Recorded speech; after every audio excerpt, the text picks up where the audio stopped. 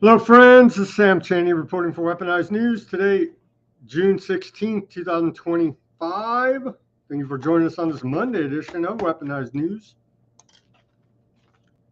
Yeah, what are we going to do? The situation is fluid, as they say. Right before we're coming on air here with you, Trump warns Iran, quote, everyone should immediately evacuate Tehran. Of course, Iran's capital there. What is happening here? What is happening? Is U.S. going to directly bomb Iran? I don't know why Iran built. The problem with Iran is it built its country all around our military bases. You could see right here. So here's Iran, and then you see all of the U.S. military bases here. And so they put their country right here by all of our bases, and that's the big problem with Iran right now. But seriously, it's getting intense. So we're going to go over that. We're going to go over that. Bibi, our Lord and Savior, the greatest man in the world, our shadow president, he says that they're going to hit New York next, potentially. And so that's why they had to do that. And of course, everybody knows they were going to have a nuclear weapon in 2 weeks. For the last 25 years, they've been telling us that, 30 years. I guess forever.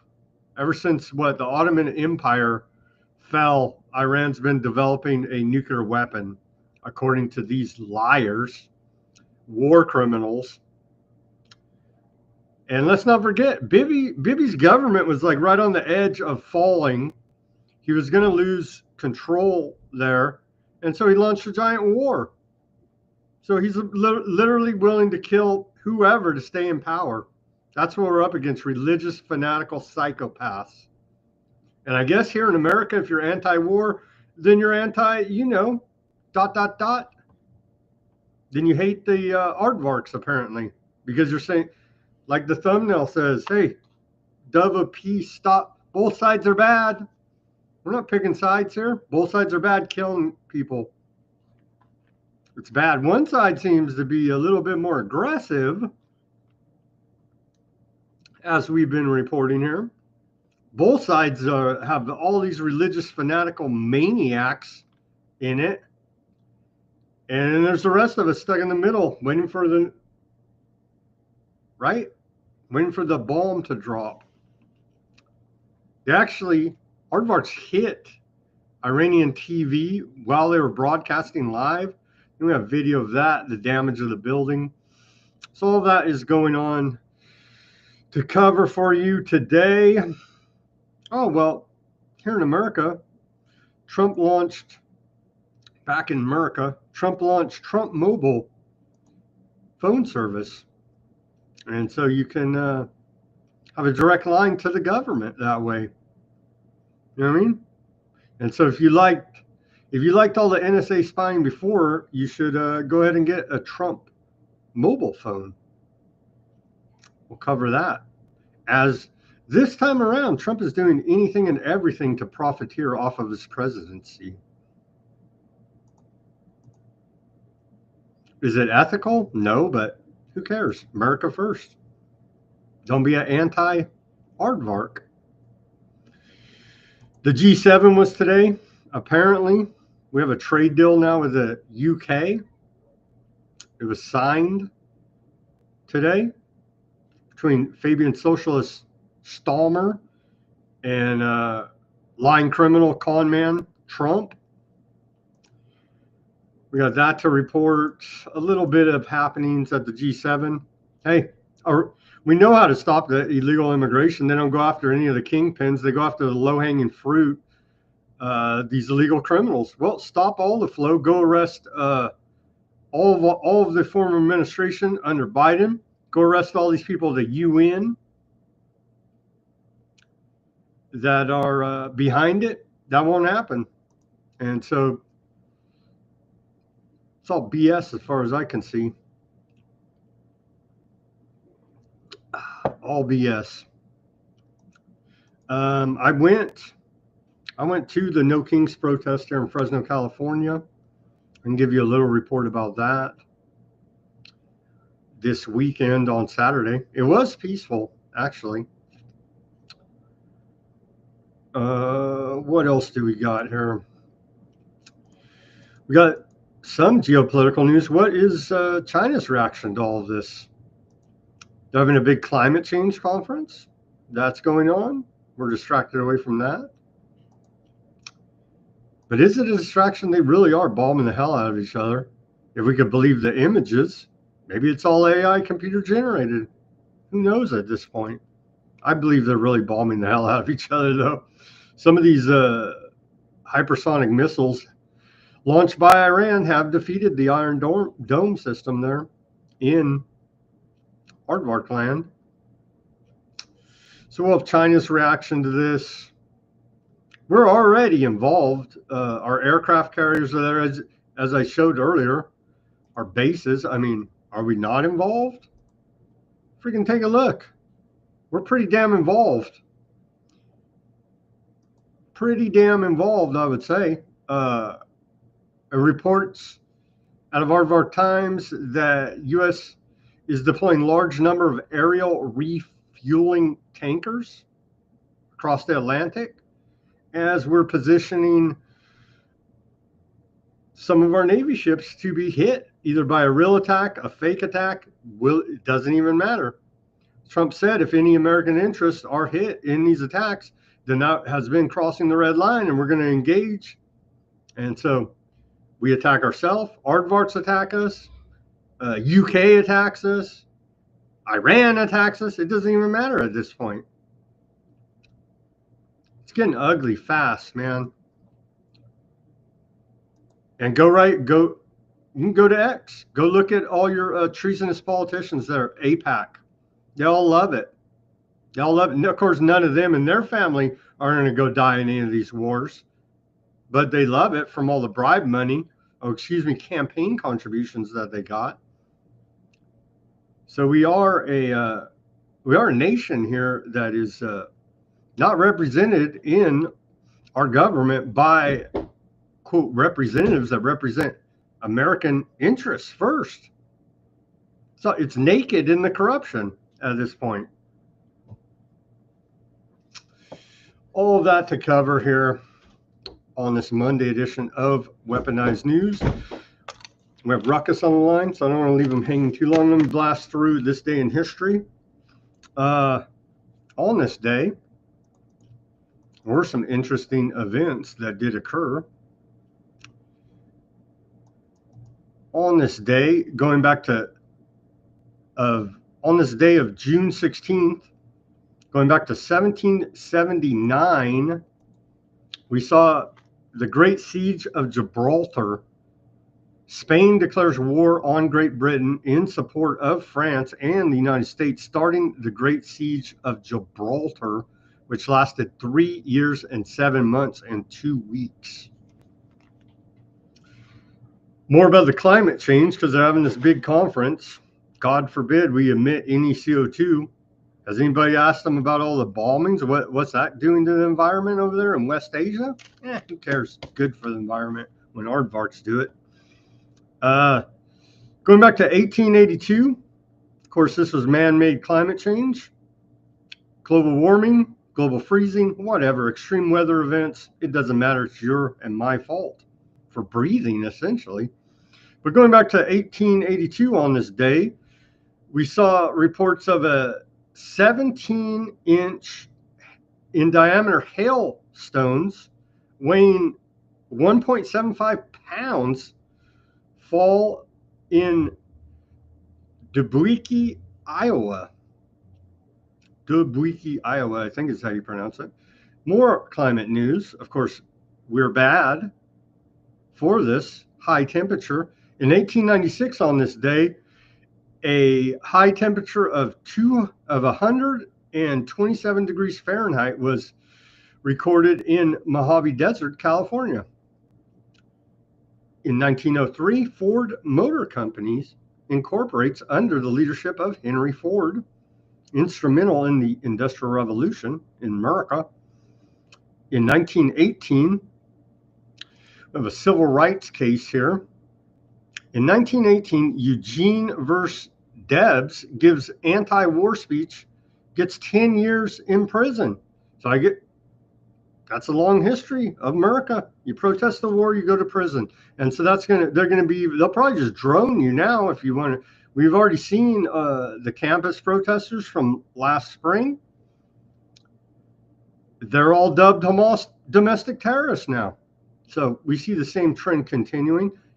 Don't you be against war or going to jail. So in this case, in 1918, Socialist Party leader Eugene versus Debs delivered an anti-war speech in Canton, Ohio on this day at a rally organized by the local Socialist Party. Justice Department agents were in the audience, and Debs was very well aware of it and of the danger of federal prosecution. As a result, he carefully did not mention World War I or criticize then President Woodrow Wilson. The speech was a generic socialist criticism of war. Nonetheless, he was prosecuted for violating the Espionage Act and sentenced to 10 years in prison. The United States Supreme Court upheld the conviction on appeal on March 10th, 1919. So there you go. Expect nothing. They'll just drone you now, extrajudicially just drone you, like Obama's already set the precedent, droning an American citizen with no charges, no trial, nothing, no due process, just you're terminated. Expect more of that in the future. Continuing here, in 1933, U.S. Federal Deposit Insurance Corporation was created, the FDIC. Don't worry about your deposits, it's covered by insurance. But what if everything collapses? Who cares? Let's do bail-ins. The banks deserve it. In 1944, this is a horrific story. This poor child, George Steiny, is executed. He was a 14-year-old black boy wrongfully executed for the murder of 2 white girls, becoming the youngest person ever executed in the 20th century in America. Well, they almost got the right guy, right? In 1944, U.S. bombs Kyushu, Japan on this day. I found this one rather funny. In 1947, Pravda denounces the Marshall Plan.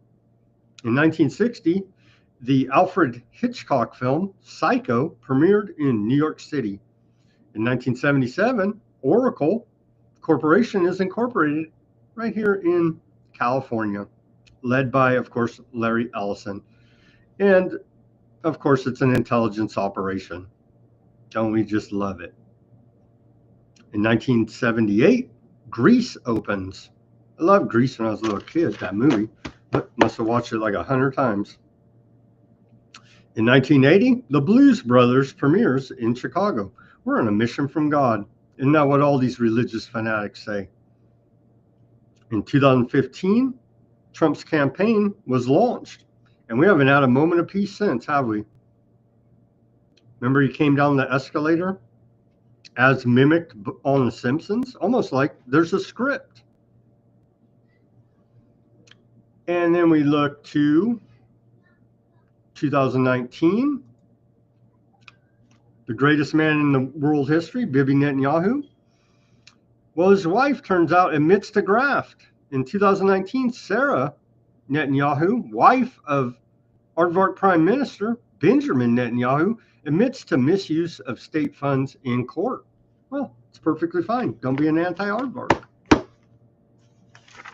And with that, we're going to go to our segue. I had a lot of clips. I couldn't pick which one, but then I found this one via WikiLeaks. Flashback for everybody to remember. This is still the agenda at the Pentagon. At CENTCOM, this is the agenda. So let's hear a flashback now to former General of the U.S. Army, Wesley Clark, on the military strategy after 9/11. We're still in the war on terror. we're going to take out 7 countries in 5 years. Well, they didn't reach that goal, but hey, 25 years later, what the hell? They're still working at it. Nobody could say that, they gave up on their goals here now. That's part of a larger strategy. So the 7 countries to take out in 5 years: Iraq, Syria, Lebanon, Libya, Somalia, Sudan, and finishing it off with Iran. Let's play that clip here now from 2007. About 10 days after 9/11, I went through the Pentagon and I saw Secretary Rumsfeld and Deputy Secretary Wolfowitz. I went downstairs just to say hello to some of the people on the Joint Staff who used to work for me. And one of the generals called me in. He said, "Sir, you got to come in. You got to come in and talk to me a second." I said, "Well, you're too busy." He said, "No." He says, "We've made the decision. We're going to war with Iraq." This was on or about the 20th of September. I said, "We're going to war with Iraq. Why?" He said, "I don't know." He said, "I guess they don't know what else to do." So I said, "Well, did they find some information connecting Saddam to Al-Qaeda?" He said, No. He says, "There's nothing new that way. They just made the decision to go to war with Iraq." He said, "I guess it's like we don't know what to do about terrorists, but we've got a good military and we can take down governments." And he said, "I guess if the only tool you have is a hammer, every problem has to look like a nail." So I came back to see him a few weeks later, and by that time we were bombing in Afghanistan. I said, "Are we still going to war with Iraq?" And he said, "Oh, it's worse than that."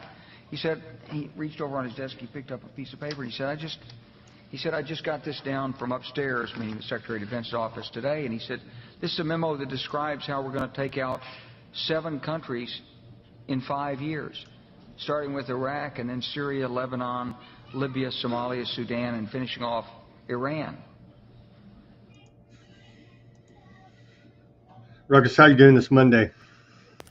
Well, I don't know. I feel different today. I went to bed last night knowing that everything was going to be fine because Trump is the president of peace. And I woke up today and his entire countenance has changed, if you know what I mean. He's turned into a bit of a war hawk. So we're celebrating, calling for peace with the dove imagery today. I hope it works. I tried to get Grok to make me an image of the end of a rifle barrel with like a flower sticking out of it. It just couldn't figure it out. So I was like, I'm just going to do a peace dove thing. And here we are. So Trump, what are you doing? He's making these incendiary calls, what appears to be, veiled threats. I've seen some folks actually criticizing him for, "Don't give away our game plan. What are you doing?" You're like the way he used to react all the time to Sleepy Joe Biden. He's like, "He's giving away all of our secrets, all of our plans. Why would you do that?" So why would you do that, Trump? I don't know. Well, let's talk about it, I guess. Says everyone should immediately evacuate Tehran. What the heck could that mean? I mean, does he know something we don't? I mean, that was actually my first impression is like, yeah, he knows that Israel's about to do this Samson thing. Oh, but they don't really technically have any, nukes. Of course they don't, right? Yeah, sure. I guess we're all about to find out. Yikes. Before we get to that, though, let's go back to this weekend. And of course, your favorite and mine technocracy company here, surveillance state nightmare, Palantir, sponsored the military parade over there in DC. Here's a clip of their said sponsorship. And we wouldn't have it any other way, I guess. Special thanks to our sponsor, Palantir.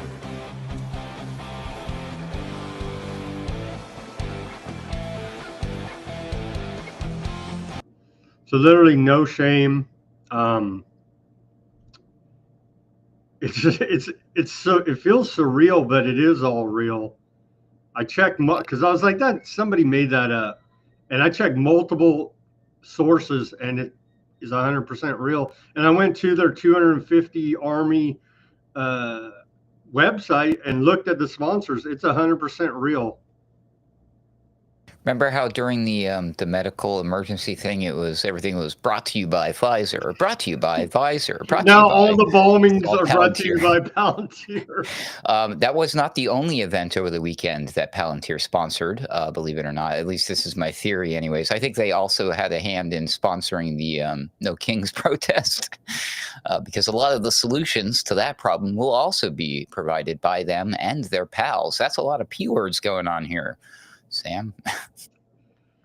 I went to the No Kings protest here in Fresno, California, and I saw your footage. It was great. it was peaceful. Honestly, they turned out a lot of people over here in Fresno, man. A lot of people turned out, and it was mostly young Mexicans and old white liberals. And the young Mexicans were protesting ICE. The old white liberals were protesting Trump being a king. So that's about what I saw out there. And I did ask multiple people, are you getting paid to be here? Nobody would admit to it. I saw obviously people getting paid because they had their union shirts on, right? And I was like, I don't even got to ask them. Obviously, they're paid to be here, part of the union, SEIU specifically. But there was guys that had they set up little stations handing out granola bars and water. And I went up to two different ones, and I was like, "Who's paying you? Who's paying for this?" And they're like, "Oh, I'm just doing it because I felt like I need to." I was like, "Really? You're just donating all of this?" They're like, "Yep." I was like, "Okay, whatever. You don't want to admit to who's paying you." But it was peaceful. A lot of Mexican flags here in Fresno. There was a few with taco hats. I thought that was rather entertaining, actually. So yeah, it was okay. It was okay I saw there. some of the anti-Trump paraphernalia. That was funny, like balloons and stuff. They were Cute. good capitalists there too. There was Mexicans. I didn't check their green card. I don't know if they're legal or not, but pushing these little carts selling all the liberal woke current thing propaganda. And I was like, that's being a good capitalist right there, what they're doing here. This is why I own two different Shopify stores. One of them says I love Trump, and the other one says I hate Trump. Sales are up, doesn't like all the time. Winning, just kidding. There you go. You can't. That's being a good capitalist. Okay, quickly, and then we'll come back to this. But I thought this was a great clip about this young Trey Youngst there from Fox News, the War Channel, broadcasting on the ground from Aardvark land. Let's just watch the short beginning of this because he's shocked. No one's ever retaliated against him quite like this. This is an unprecedented moment for Israel. Again, we have been reporting here on the ground for nearly 7 years. We have seen rocket attacks from Hamas and Islamic Jihad in Gaza, precision-guided missiles coming from Hezbollah in southern Lebanon, ballistic missiles from the Houthis in Yemen, Iran-backed Iraqi and Syrian Shia militias launching drones and missiles at this country. What we are seeing today, Israel has never faced. And Israeli officials tell us they are fighting for their survival. That's very sad. Okay, we'll come back to that. We got a lot more about that, but can I sell you a Trump phone there, Ruckus? Wait, is this like the Obama phone? No, this ain't free. This isn't taxpayer funded. This is, or probably is somewhere along the line to Trump, but not to you. This was launched today, Trump Mobile, and here's the phone. You can buy the phone and phone service, actually.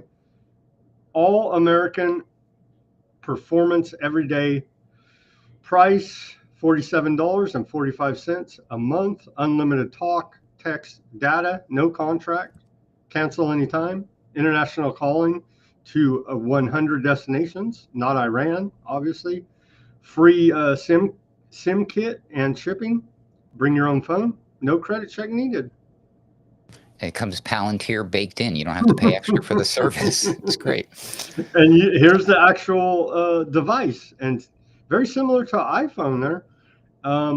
Looks like my Samsung T1 phone. And so yeah, you if you like the NSA spying on just your regular phone service, you're gonna love the T1 Oh, service. Sam, I'm going to hold out till the next one. I will get in line to get the T2 phone.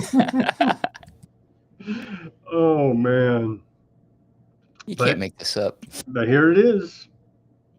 Here it is. So uh, I remember back Trump's first term, they made a big deal about him divesting himself from all things Trump. You can't make any money off this. Now it's like all out.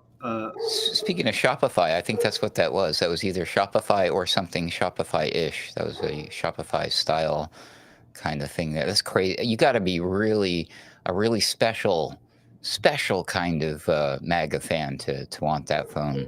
It's probably the same people that ran out and bought Trump as soon as it was a meme coin. Just saying. Wow. There you go. Maybe you can get a special dinner with him. I don't know. I know. As part of this deal, like the first 50 people who buy the phone, their name gets entered in a raffle, and the president will call you at random at some time in the next 3 months after purchase, just to chat. And don't worry, Aardvarks didn't put any of that tech that blows up your communication devices in this one, in case you may be speaking anti-Aardvark on the line. That's the BB phone, the B1. They nicknamed it the bomber. The B1 bomber, right? So in the midst of all this, they launched that phone. It's hard to believe, but I guess we'll believe anything nowadays. Here's a short propaganda clip from Melania Trump highlighting the 250th birthday of the U.S. Army. It's only like 38 seconds. Let's play it. Propaganda from your U.S. federal government, First Lady.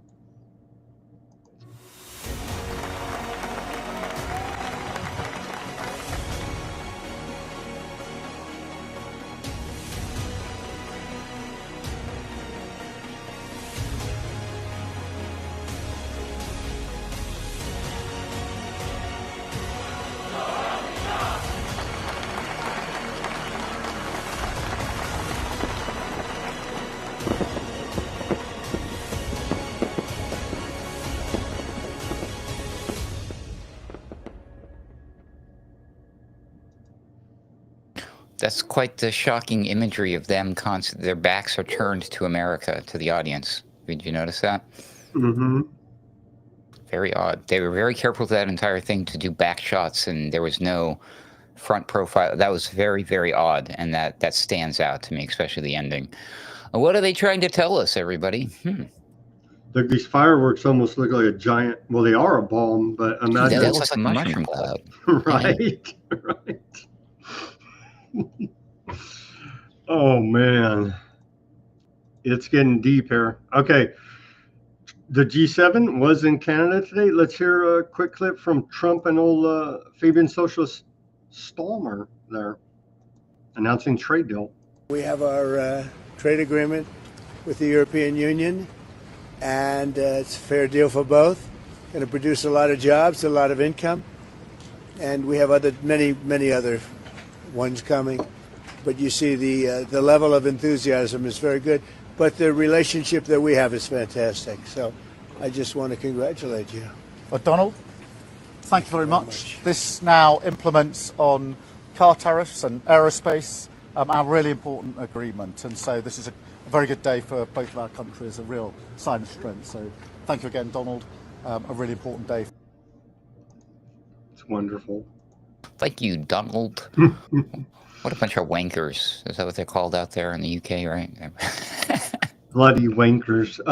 So I love how Trump, America First, Mr. America, loves Fabian Socialists. And so that's a very strange bedfellows we find ourselves with. Feds from IRS agents to refugee officers are deploying to assist ICE conduct raids. And so now, I guess that may be good if you're worried about your tax return. The IRS is sending out armed agents in ICE raids here now. The IRS. The IRS. They're armed. IRS agents are armed.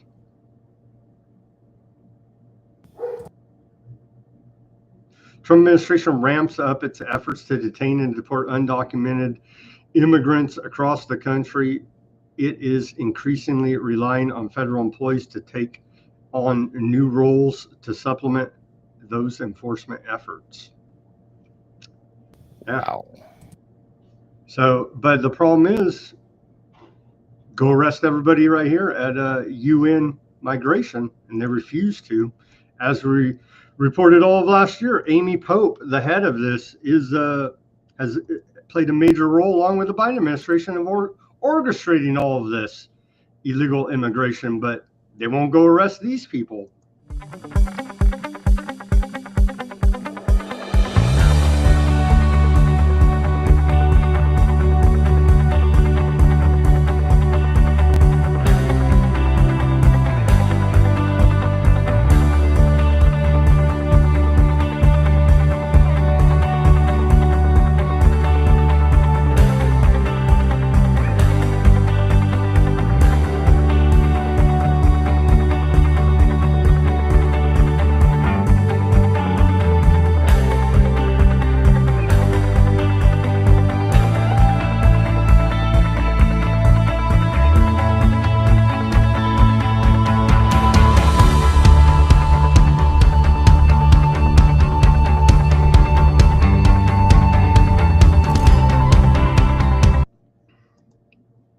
Really? Remittance payments are financing development? What a load of BS, man.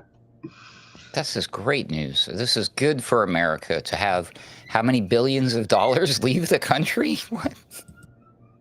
DHS ratings up 20%, according to propaganda from DHS. Let's see this post on. According to who? What? So arrest this guy right now. They refuse to, and so it's it's falling. It's echoing shallow to me, Ruggles. But according to the DHS, its approval is up 20%. With Ice Barbie there leading the charge. According to Rasmussen report. I think they're just approving of her looks or something. Is this a fashion thing? Go arrest Mayorkas, but they refuse to. The American people want our cities, schools, and communities to be safe and free from illegal alien crime, conflict, and chaos. Department of Homeland Security tells us. And Trump put out a big old post. I'm not even going to read the whole thing. Our nation's ICE officers have shown incredible strength, determination, and courage as they facilitate a very important mission, the largest mass deportation operation of illegal aliens in history. Well, start at the top, and they don't go after those that allowed this whole thing to get so bad here now.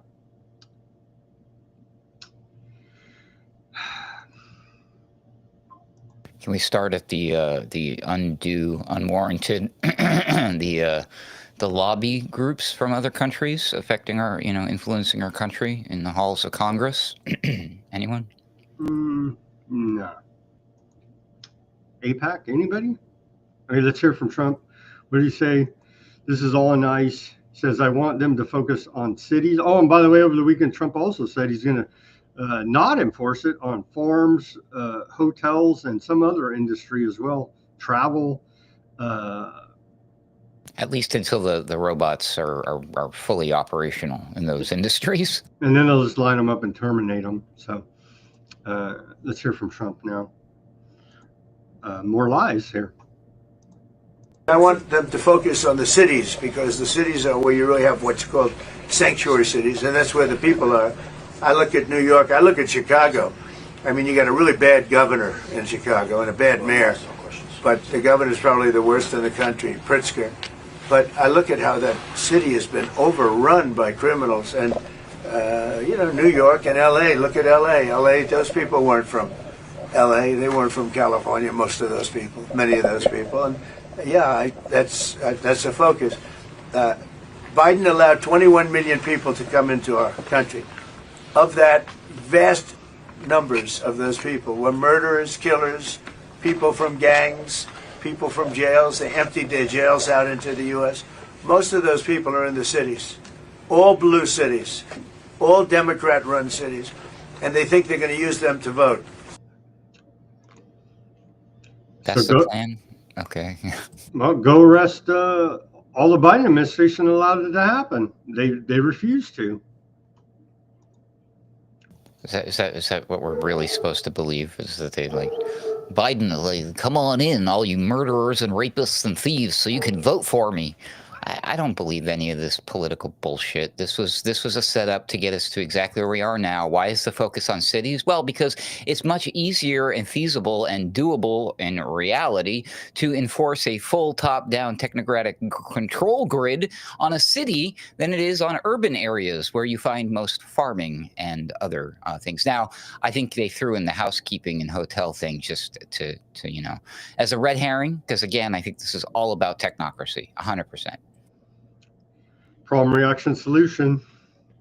And now we beg for it.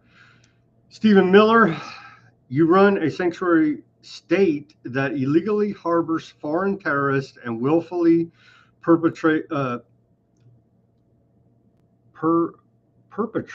a criminal invasion of the United States. The government of California did not recognize, but willfully and maliciously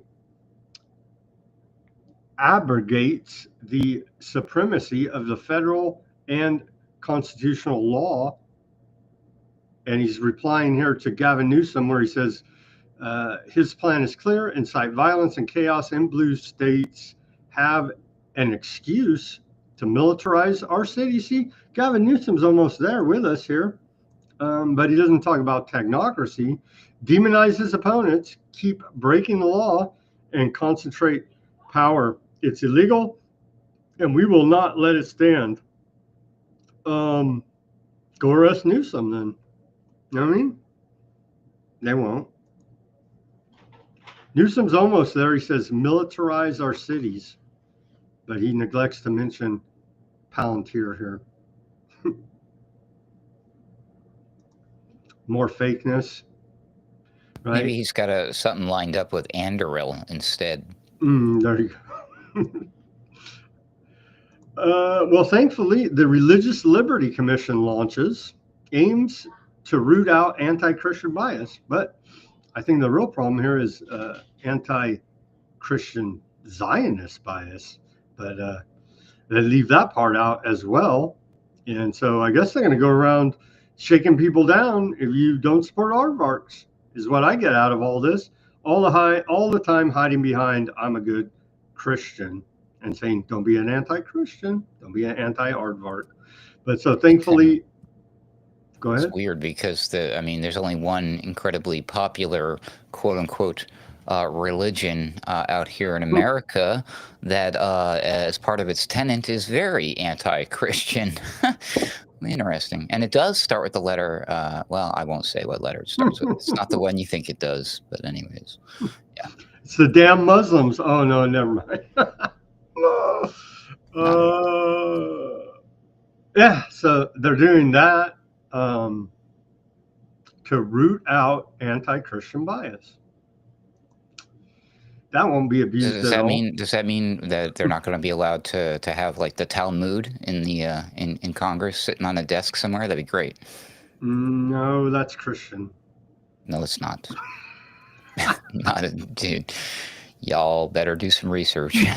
I know you know that, Sam. But hey, here's Mark Carney. Let's play a little bit about what he had to say about the G7 today amidst the giant war going on there in West Asia. And we're gathering at one of those turning points in history. I think we all recognize that turning point where the world looks to this table for leadership.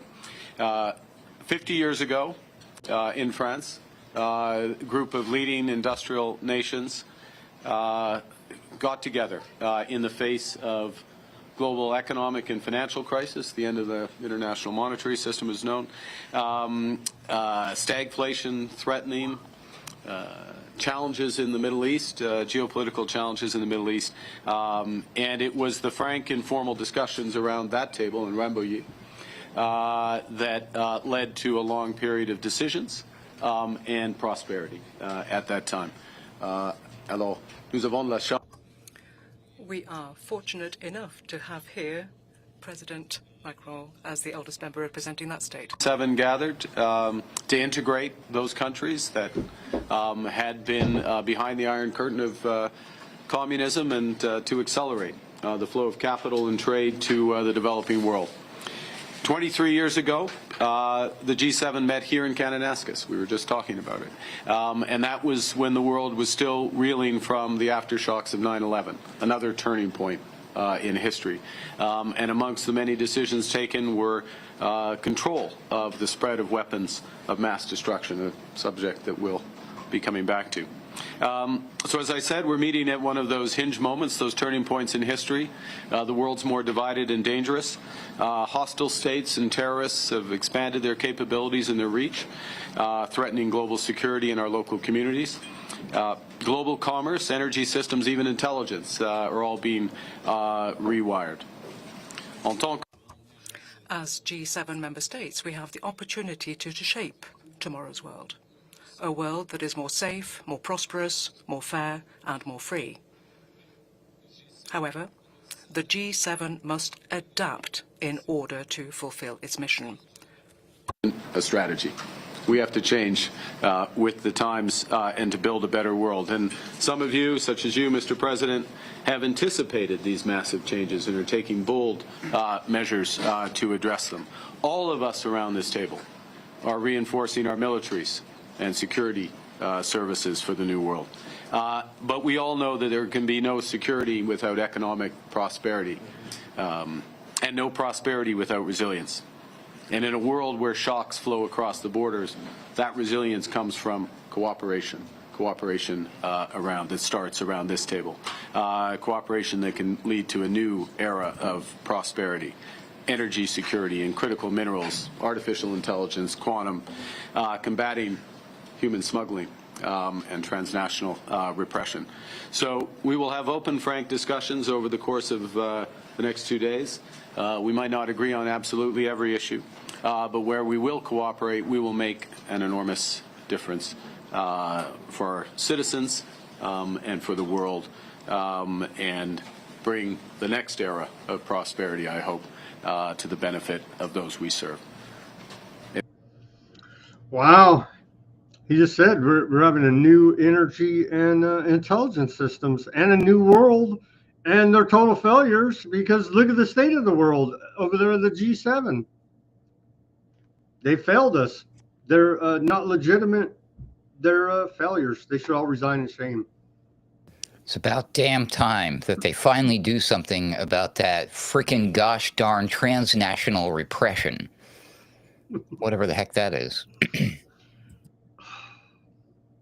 Can we? So he admits we're going into the. They should just come out and say technocracy, right? I'm surprised nobody said the words New World Order, but that's what they were saying. They were just dancing around it, saying it in French while the women voice. Why do they do that, by the way? That makes no sense to me. I understand he's Canadian and they like to free flow and switch back and forth, but why do they have these voices come on that is the complete opposite sex of the person who's talking? It makes no sense to me. I don't know. He's trying to speak to France, I guess. Yeah. Well, he's Canadian, eh? Yeah, but he has Macron there. Yeah, oh, he was just special for his buddy. Okay, so that's going on. They're basically admitting a new world order, as we're getting rid of the old and terminating the rest of you. Okay, on to a little bit of public health news. On the flip side of it, somehow, some way, they say, here's Dr. Oz, your TV doctor, now head of CMS here in the federal government. He says we're changing the narrative around aging. We're not slowing down. We're moving forward with purpose, clarity, and passion. Make sure to take all of your miracles. He didn't say that. I took it. And he's selling it to us with old Tony Robbins here. So they're running a full-on mind control program against us. It's very wonderful. Thank you, Public Health. What a full circle kind of year it has been. I just started best job of my life leading Medicare. Now I just turned 65, so I'm now a beneficiary of Medicare. Tony, it feels like it was meant to be. It was meant to be for you. And you know, when I turned 65 myself, so all those who are watching, it really makes you reflect, I hope. It makes me reflect on kind of the rite of passage that is, you know. No doubt it's a change, right? And each birthday I try to really think about what truly matters in my life today and refocus on the goals that lie ahead. It's kind of a milestone, a moment to step into a new phase of your life with clarity, with wisdom, and a renewed sense of purpose. I love the power, the passion. It's exactly what we're talking about. We're changing the narrative around aging. We're not slowing down. You shouldn't either. Well, look, 65 is now the new 45, right? If you take care of yourself, and that's why you really want to make sure you set yourself up for Medicare and you make the right moves in that area. And you know, my whole mantra is just make your move, right? Don't sit around and wait. This is the time. Take the bold next step. Build momentum toward the life you really want. Don't hesitate. Move forward. It is not a one-size-fits-all, so you got to do a little bit of homework.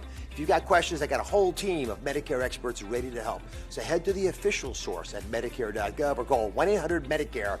That way you can talk to a real human, a real person who knows their stuff. Don't hesitate. Let's keep moving forward with a purpose in our lives. Grab this moment and act upon it now. Medicare's going to help us? What the hell? What the hell are they talking about? A real human? Are you sure? At least until the AI takes over, right? I mean, yikes. Tony Robbins is a scary dude. He's huge, bro. Yeah, have you ever seen him in real life?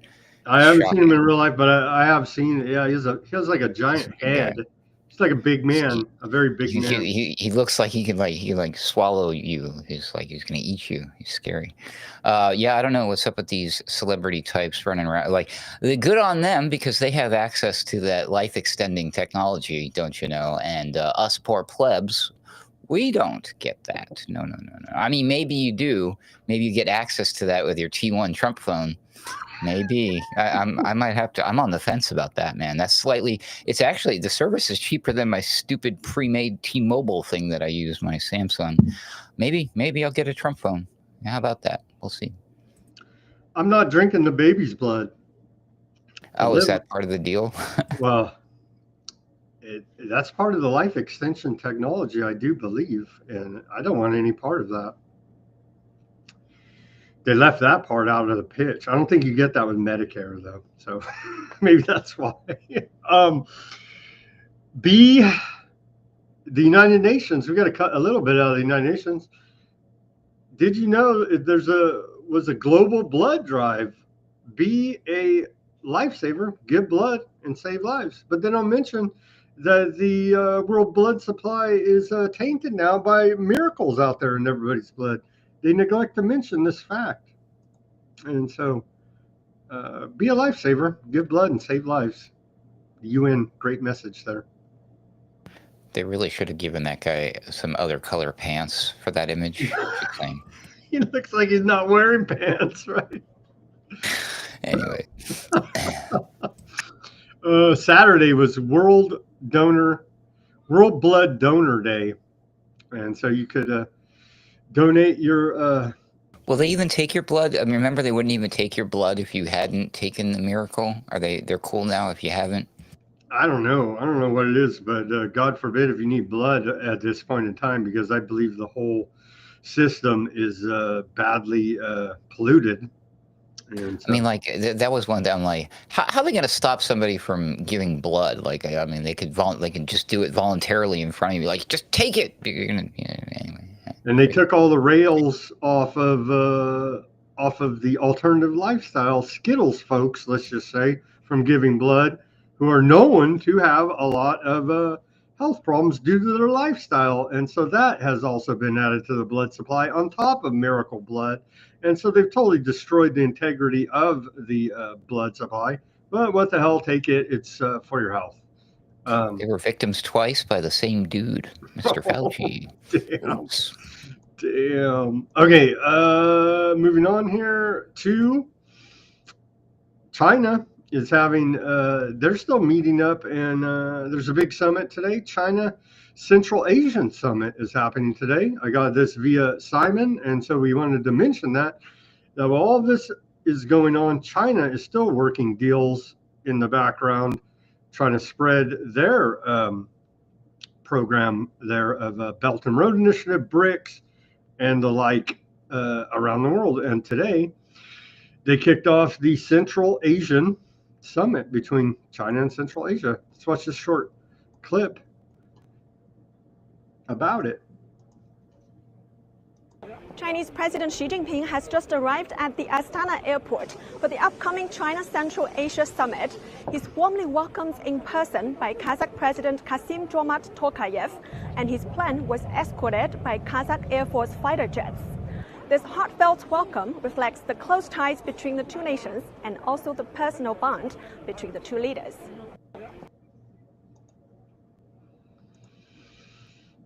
So that's going on. And then thankfully somebody's trying to save us from what did we have in 1896? It was 200 or 100. I'm sorry, I don't know why I say 200. It was 127 degrees Fahrenheit in the Mojave Desert, and they're still trying to save us from this heat at the climate conference now. Flash forward to this year, 2025, and they're having the 14th Durban Forum, where they are part of COP29, and they're figuring out how to, shame us over our CO2 emissions there. And so it's a wonderful occurrence. I think that'll be like a 10-day conference. So maybe we'll get some good clips coming out of there. But I just wanted to let everybody know, be rest assured, it's hot in the summer. They're trying to take care of it at this climate change conference. Now, it just launched today, so there's not much to report about it. Here's their website, actually, the UN Climate Change, 14th Durban Forum on Capacity Building, Effective Capacity Building for Mobilizing Finance. And so a giant con job, screw job, but who cares? Air conditioning is destroying the planet. So there you go. I found this one interesting. In the name of equality, MI6 gadget chief becomes first female spy master. Cambridge graduate, one role ahead of rival who critics dubbed Beijing Barbara. And so isn't this wonderful? MI6 has named an insider as its first female leader after her rival for the role was criticized for being too soft on China. And Balzi Metrawali, 47, a Cambridge University graduate who once rode in the women's boat race, currently holds the position of Q, the head of the services technical branch, made famous by the James Bond franchise. So there's your Q, this woman right here, officially. Ruckus, what do you think of that? I never thought I would see the day that Weaponized News would be reporting about Q. Huh? The official real Q. Different Q. Yeah, Britain's got, I mean, some of these other countries have the coolest names for their intelligence and their different departments. Like, she's the spy master. How cool is that? You know, and the nicknames for them too. Like, even though she was the head of the Q department, the head of Q, the nickname that they get is she was the gadget chief. That's cute. That's really cool. You know, Trump doesn't get anything like that. He gets nicknames like tyrant, dictator, not my president, Taco Trump, Taco Dawn. So that's very exciting. The real Q out there for you internet riddle solvers. There's your real Q right there from MI6 officially. And we all know the best Q, of course, was from Star Trek Next Generation television series. Yes, sir. Okay, so what's China have to say about all this Middle East, West Asia conflict?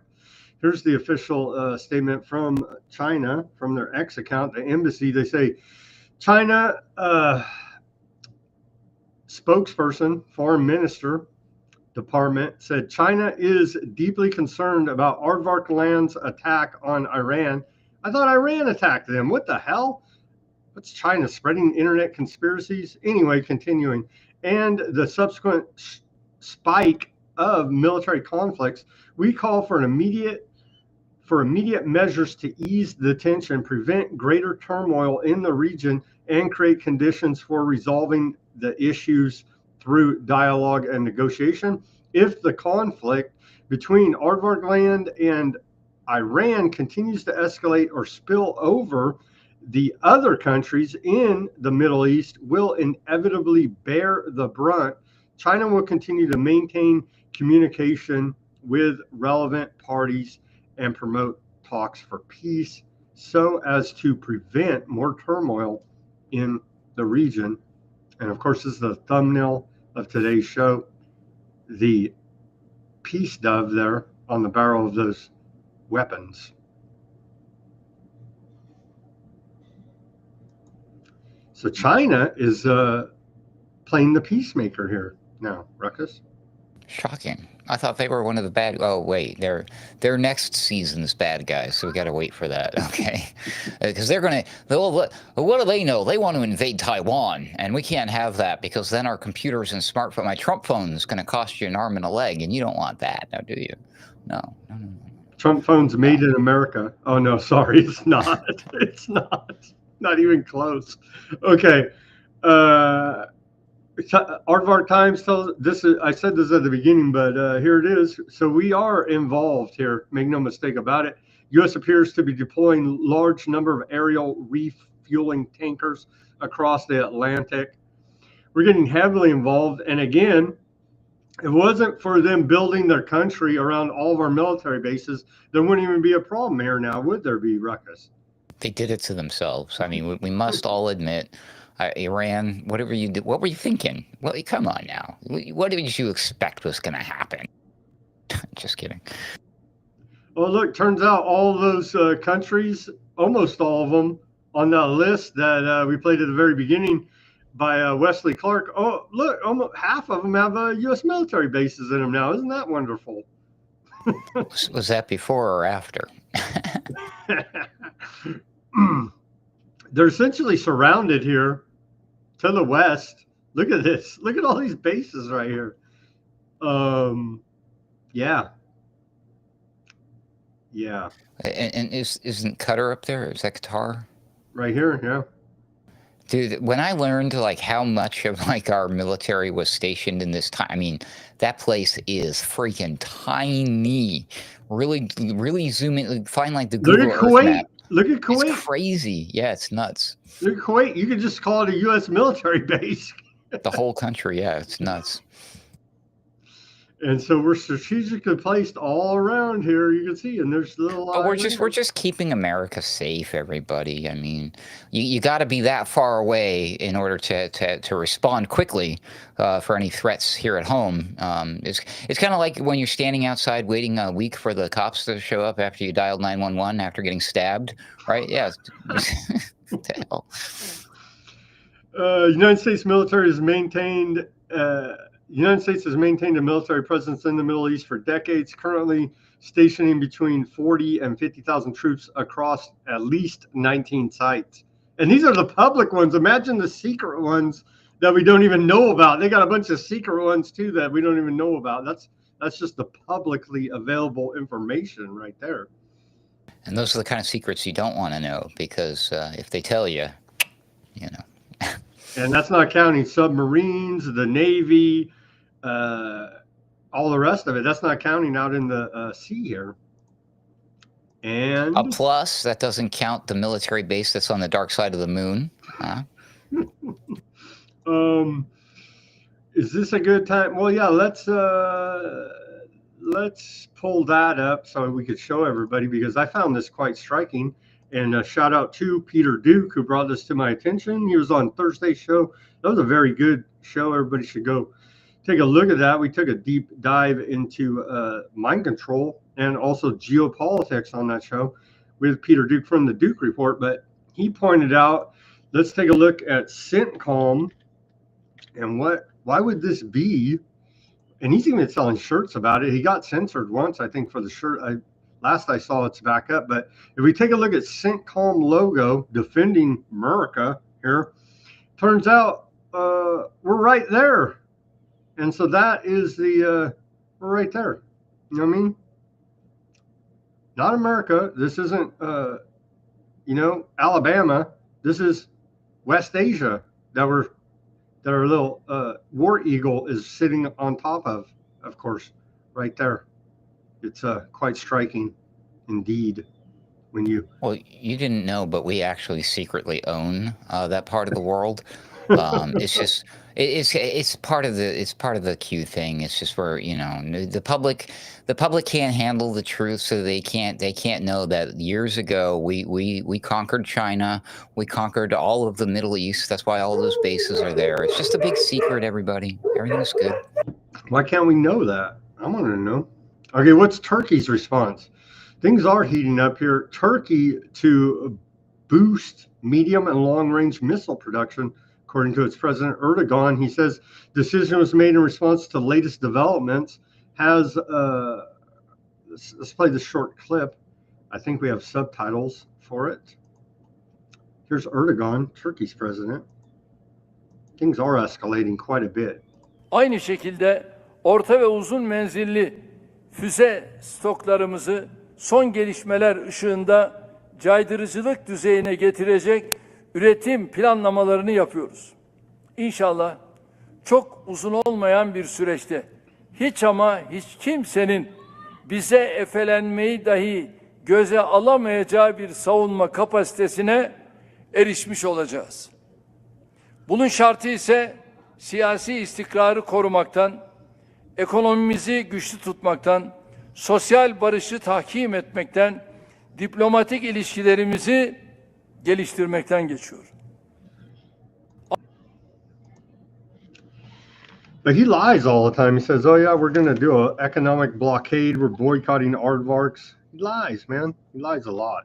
All of these clips that you've played have one thing in common. They're all using the same type of globalese, fake flowery, obviously written by AI or the same scriptwriter language.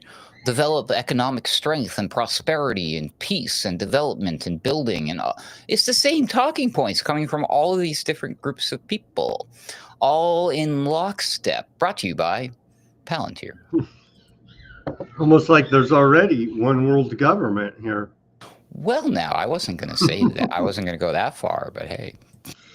Okay, let's take our live commercial break. We'll come back with more geopolitical news and dig deeper into the war going on there in West Asia. Here is Weaponized News celebrating Pride Month every day. Celebrate Pride Month every day with our holograph sticker, all the colors of the rainbow you can see there. We have, if you don't like that, we have the plain white background, and we also have the clear background going on. Put it on your laptop, your bumper, your guitar, your work locker. Help support independent reporting and analysis here at Weaponized News. Go to weaponizednews.com and get yourself one of these stickers. Let me play now a clip from our sponsor, and we'll be back with Ruckus to plug his outfits. Running a small business feeling overwhelmed by numbers and paperwork? Abazaba Enterprises has your back. Our expert business solutions include accounting, QuickBooks support, payroll, taxes, and top-notch consulting. Let us handle the details so you can focus on growing your business. Business Solutions Accounting, QuickBooks, Consulting, Payroll, Taxes. Call 559-577-9250. Call Abazaba Enterprises today at 559-577-9250 for stress-free solutions. Go, Ruckus. Where would you like me to go? Oh, I'm just kidding. Yeah, I know. So yeah, head on over to alternatecurrentradio.com if you'd like to check out my content creation, i.e. the Daily Ruckus, and to see my appearances on my colleagues' shows such as Boiler Room and Sunday Wire. We had a fantastic Sunday Wire just yesterday, and I did plug Weaponized News again briefly, as I often do when I'm over there. But we had a great discussion with, I forget his full name. It's Hussein. I forget his last name, but he goes by Hawes. But I would recommend folks listen back to that one. You can find that at 21stcenturywire.com or alternatecurrentradio.com. And if you need help with your word slinging stuff, talk to the word slinger. I can make you a website, hook you up with some content for a website you already have. Maybe you like to get your social media game going and you don't want something written by AI. You want it written by a real life human being. Hit me up. You can find me on my Twitter, of course, AC_wordslinger. Or I'm really going to confuse you now. Hit me up on Facebook at ac.ruckus. That's where you find me on Facebook. But if you want work done, find me at either of those places and shoot me a message. Okay? Pretty easy. Robots have rights too, Ruckus. Trying to take work away from the robots. I'm doing my hardest. Anyways. The Daily Ruckus, their alternatecurrentradio.com. And then for all the other Ruckus needs, reach him over there at the bottom of the screen there. You can see at AC_wordslinger. Okay, thank you very much for that commercial message. On to widespread destruction reported in aardvark cities after Iranian strikes. I know we would never see the day, but the day has come. And that's a lie. They have the Iron Dome. That would never happen. Well, let's take a look here.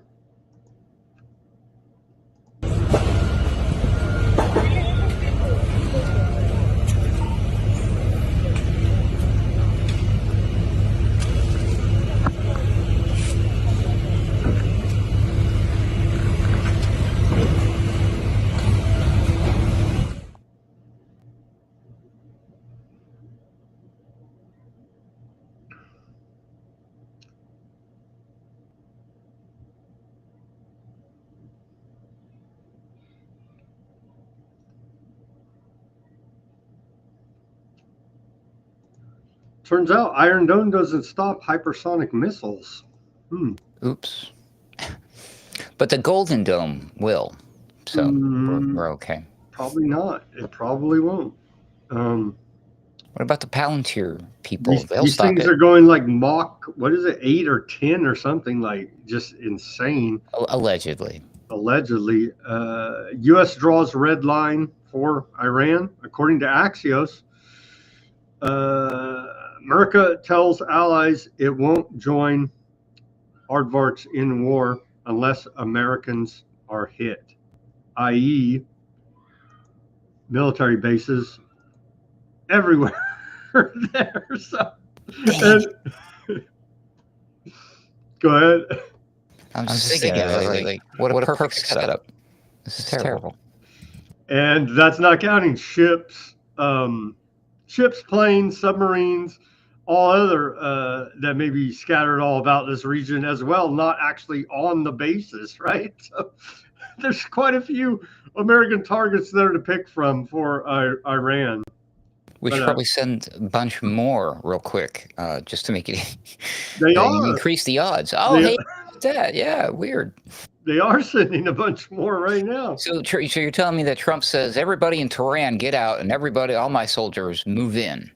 Okay, I get it. I see what's happening here. Huh. Weird.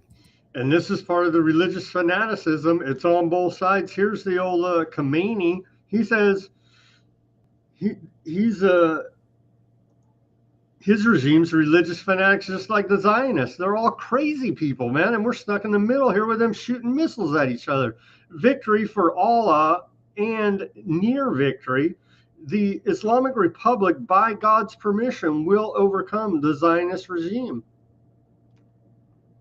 Really? That's what he says. That's what he says. This is a funny clip right here. And this is the attitude. It's not really funny. It's quite serious, but it's shocking. How could they be so delusional? Because they've been brainwashed. They're the good guys, no matter how many people they genocide. Let's watch this clip. Why does it have to happen to us always? Why is it always the Jewish people? We didn't do anything. Like, it wasn't us. Like, we really didn't do anything. Critics of the Jewish state would say you guys started this war by attacking Iran about 48 hours ago. No. We did not start. No. The Jewish people, Israel doesn't want to ever do a war. The entire world is really against Iran. I don't think anybody wants them to have nuclear weapons.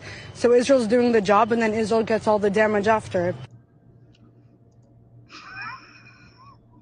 So Israel didn't attack Iran? Nope. So who did attack Iran? That's kind of weird. Huh. I hope it wasn't us, because that would be bad. Thankfully, it doesn't make any sense. Clearly, that lady is confused.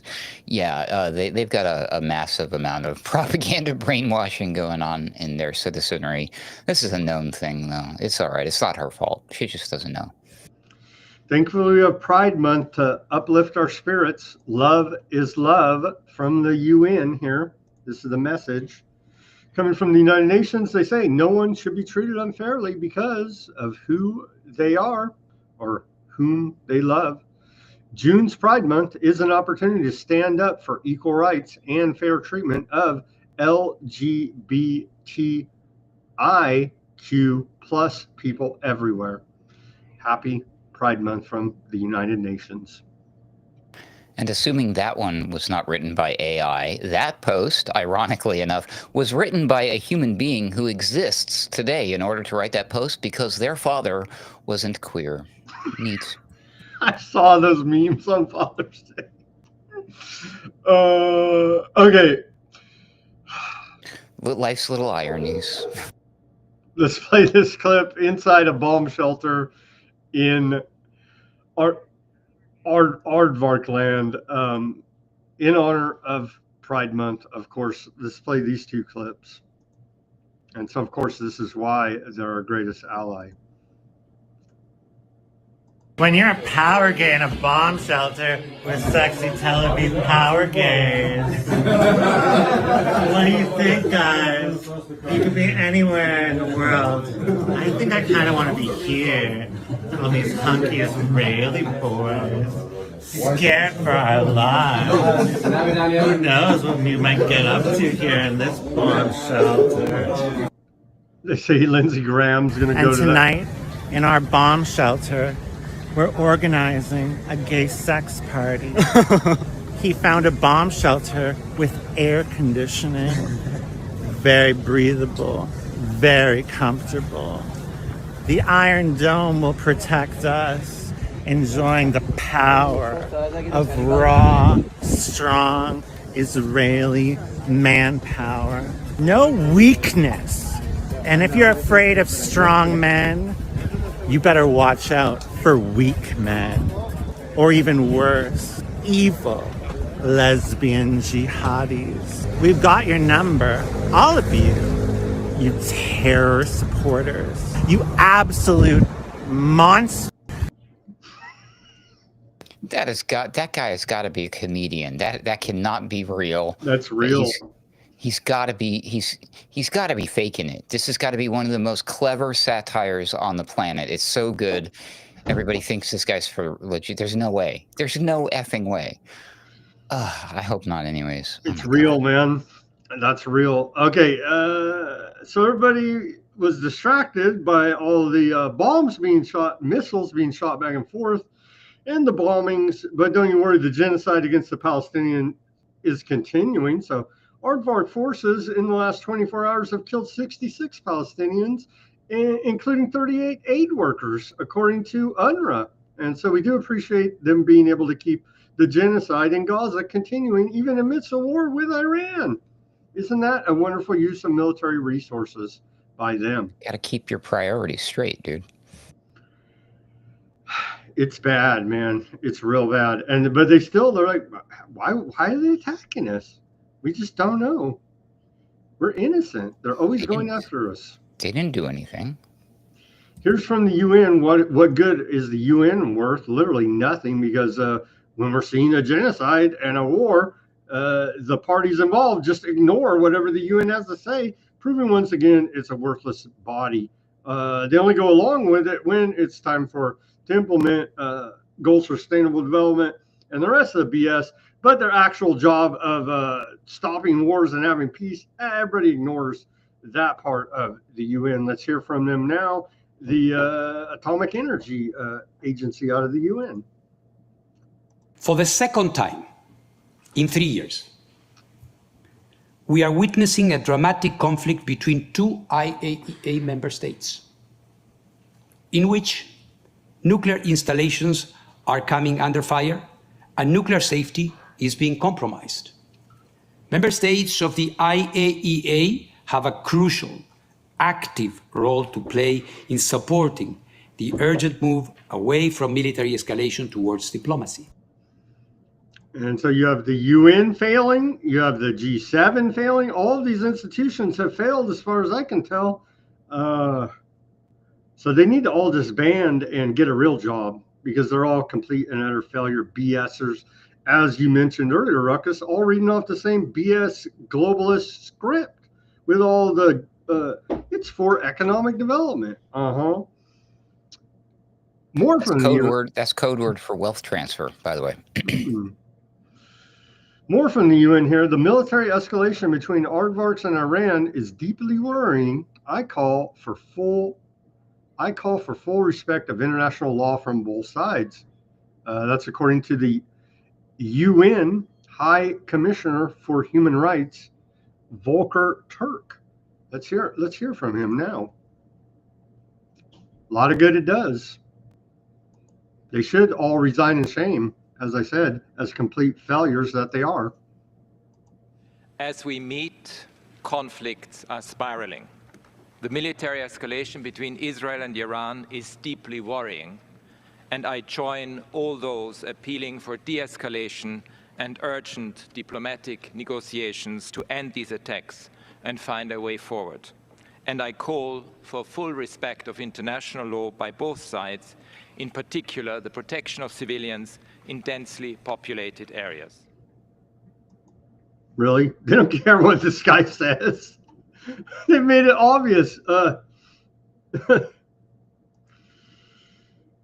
Netanyahu halts civilian. Are you a fan of?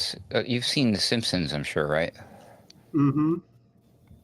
Do you remember the Treehouse of Horrors episode? I'm pretty sure it was with the two aliens, Kang and Kodos, and they took over the bodies of the running presidential candidates at the time, Bill Clinton, and who was the other one? Was it Al Gore? I can't remember who it was, but it was probably Gore, right? It was Bush versus Gore, right? Or Clinton? I don't remember. It doesn't matter. But they took them and put on their skin suits. Bob Dole. Yeah, that's right. So they were both running against each other, but they were both on the same team. And when one of them gave this speech where he was just rambling and saying nothing, and they're like, we must always be moving forward, upward and onward, and twirling, and he would spin around in a circle. Remember that? I bet you we could pull up that speech, and it sounds exactly like what these people have been saying in all of these clips. Word for effing word. I put money on it. Netanyahu halts any civilian flight departures from Aardvark land, keeping the Aardvark settlers as hostages and human shields. But we were told this whole time that the Hamas are the ones using human shields, as they released video of them strapping Palestinians to the hood of their Jeep like a freaking deer that they just shot. Those videos are all over the internet. But hey, what the hell? It's the Hamas using human shields, obviously, of course. The government has ordered airlines not to take aardvarks abroad, even when rescue flights begin. Reported here by Aardvarkland paper Haaretz. So there you go. Caring about the civilian population is first and foremost, obviously. Now let's hear from old U.S. Ambassador to Aardvarkland, Mike Huckabee. He confirmed that Iranian missile strikes landed near the U.S. Embassy in Tel Aviv, you see. So there's another target there that could potentially be hit, and that would drag us into a war. And of course, Aardvarks would never bomb a U.S. Embassy in Aardvarkland. That would never happen. תראו, רסיסים על הגלזביץ'. אני צועד הביתה, אני עוד לא יודע מה אני הולך לראות. What the fuck?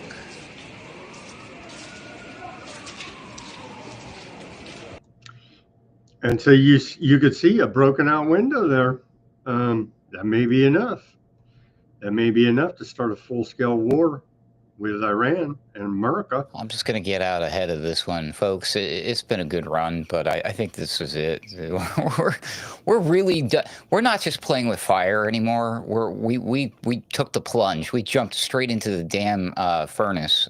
So I'm very, very concerned about all this news, to be honest with you. I will be praying for peace tonight, quite literally, like hard. I don't think any of these targets could be hit. No, it's too easy. It's going to happen. It's sad to say.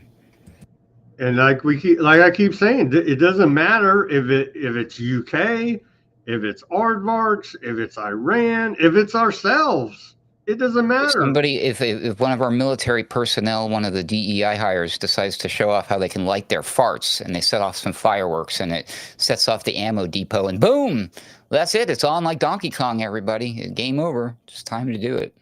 Lindsey Graham is going to be having a very happy evening, but the cleanup is going to be messy, though, for that guy. Well, those reports he may comfort aardvarks in that bomb shelter that we showed earlier for Pride. Here is CCTV footage. There's a lot of footage out there, but let's take a look at this hypersonic missile hitting Tel Aviv. Quite striking indeed.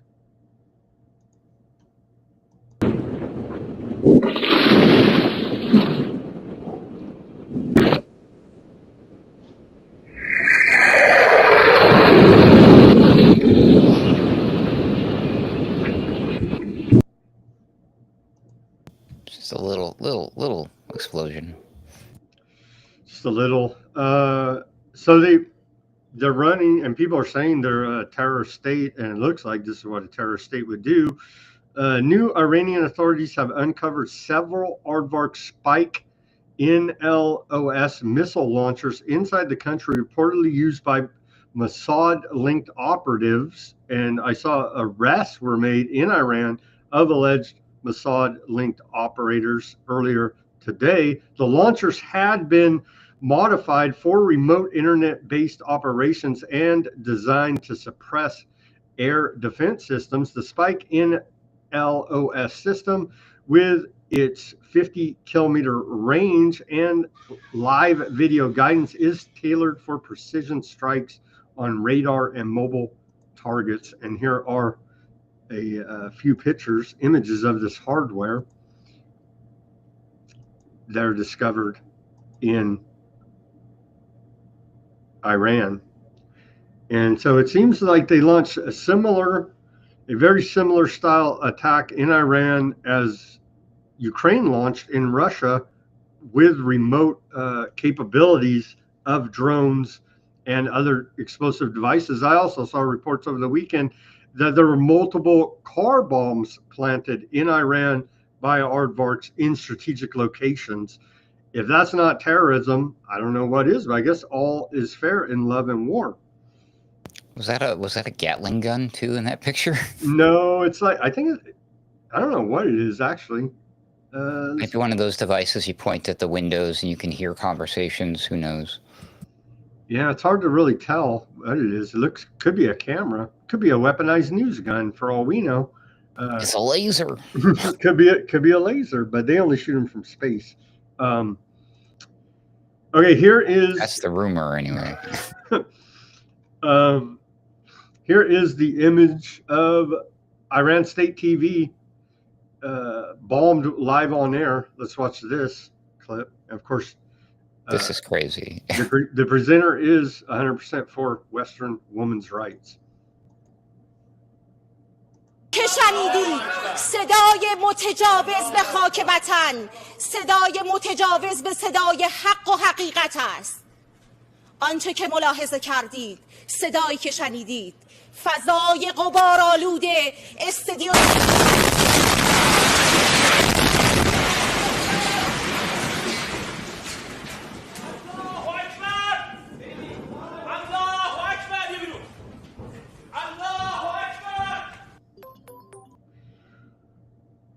Is that gonna happen to us for reporting on Palantir? Maybe in the very near future, actually.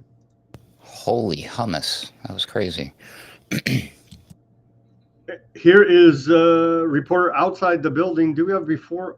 We had a before and after. Do we have it? Anyway, this was a building not on fire until it was struck by aardvark attack. Here is reporter outside said television studio reporting as it's on fire here now.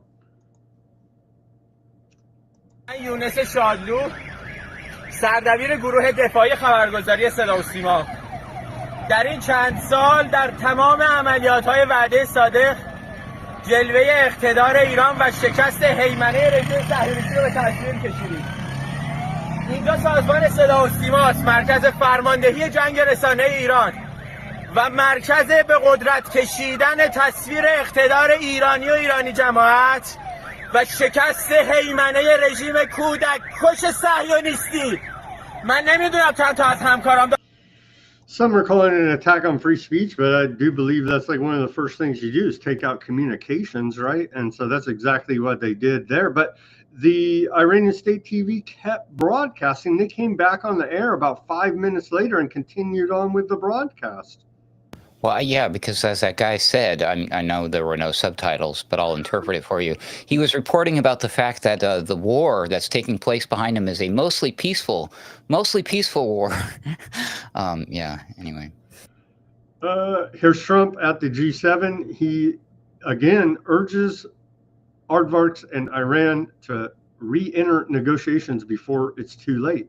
Well, it's kind of already too late, but let's hear from Trump again, the peacenik that he is until he's not, which is right about now. Have you heard any signals or seen any messages from intermediaries that Iran wishes to de-escalate the conflict? Yeah. What have you heard? What have you heard from the Iranians? They'd like to talk, but they should have done that before. I had 60 days, and they had 60 days, and on the 61st day, I said, we don't have a deal. They have to make a deal, and it's painful for both parties, but I'd say Iran is not winning this war, and they should talk, and they should talk immediately before it's too late. But we're not involved. We're not involved here, because that's what they Trump's body language is getting concerning to me too. He's clearly aging, and like this guy, does he still go out and golf? Because I he looks like he can barely stand up half the time now. I don't know what's going on. Hope he's all right. And he's 79. He's 70. We have Palantir President Vance waiting in the wings. I don't know what you're worried about. Wow. Well, you know, there's always that. You probably saw the meme that was going around. We showed it on Sunday Wire, but the Who Wants to Play False Flag? It's like Who Wants to Be a Millionaire, the game show. And it had Bibi Netanyahu as the player, and then he had all these choices. Like, in order to drag the U.S. into war, Israel will bomb a U.S. carrier, assassinate a politician, all these types of things. But we think it's probably going to be a false flag attack, like a terror cell event. You know what I mean? They keep pumping that all over the all over your Mockingbird media that Iran has terror cells stationed all over America and all over the world. They got suicide vests, everybody. So be careful. Yeah, you never know. Here's a flashback to war criminal Netanyahu. He's wanted for war crimes. Getting us into the Iraq war with threats of weapons of mass destruction. Let's take a look at this. We can totally trust this guy. I mean, that's why he's the shadow president of America. Once he acquires it, history shifts immediately. There is no question that he had not given up on his nuclear program, not whatsoever. There is also no question that he was not satisfied with the arsenal of chemical and biological weapons that he had and was trying to perfect them constantly. Saddam is hell-bent on achieving atomic bombs, atomic capabilities as soon as he can. In this September 2002 congressional hearing, Netanyahu openly called for war on Iraq and insisted that a U.S. military invasion would be hugely beneficial for the entire Middle East. See, and he was right about that, right? I mean, what happened after that? Oh, wait, we went to war. Remember they found all those weapons of mass destruction in Iraq? Oh, yeah, tons of them. You can go look it up on the internet, kids. You'll see all the footage and see all the news stories about it. Yep, good luck. Here is Bibi with ABC News threatening to make the Middle East great again. Let's watch this clip. The president flatly rejected a plan, an opportunity that the Israelis had to take out the supreme leader. Do you understand his concern? My understanding is his concern is that this would escalate the conflict beyond where it is already. It's not going to escalate the conflict. It's going to end the conflict. We've had half a century of conflict spread by this regime that terrorizes everyone in the Middle East, has bombed the Aramco oil fields in Saudi Arabia, is spreading terrorism and subversion and sabotage everywhere. That's the forever war is what Iran wants. And they're bringing us to the brink of nuclear war. In fact, what Israel is doing is preventing this, bringing an end to this aggression. And we can only do so by standing up to the forces of evil. Look, democracies have had to learn this lesson. You know, they faced a tyrannical regime, a radical, fanatic regime. For 40 years, I've been saying, actually 3 years after the establishment of this radical Islamist Ayatollah regime in Tehran, I said that the greatest danger, not only to the survival of my country, but to the peace of the world, is Iran's pursuit of nuclear weapons. And they are on the brink of achieving that. So imagine what they're doing now without nuclear weapons, chanting death to America without nuclear weapons. Imagine what will happen if they had nuclear weapons and the ICBMs, the intercontinental ballistic missiles, to deliver it to every place on Earth. We're preventing the most terrific war imaginable, and we're bringing peace to the Middle East. And I believe that after our action, we're going to be able to bring the Middle East to new heights that nobody even imagined. You know, make the Middle East great again, make it truly great, expand the peace with the Abraham Accords. See, I don't know what else we could want. He wants to make the Middle East great again. He deserves our full support. Bunch of projection coming from that guy. I was like, which country is he describing again? Is he talking about himself? Oh, okay, all right. He doesn't rule out the assassination of the Ayatollah Khomeini. Let's watch more from his exclusive interview with ABC News. Why is a foreign president on our news stations lobbying for war? You may ask yourself, well, he's actually the shadow president of America, if you didn't already know. Just look up AIPAC and you can see how they've paid off nearly our entire Congress. The president flatly rejected a plan, an opportunity that the Israelis had to take out the supreme leader. Do you understand his concern? My understanding is his concern is that this would escalate the conflict beyond where it is already. It's not going to escalate the conflict. It's going to end the conflict. We've had half a century of conflict spread by this regime that terrorizes everyone in the Middle East. Is that projection? I think he's talking about himself, isn't he? Yep, 100%. Wild, man. Oh my God! Here is where's the clip of if we don't do it, then where's the one where he says, "Do we miss that? If not, it's going to be New York tomorrow." What did I do with that clip? I'm gonna have to find it. Anyway,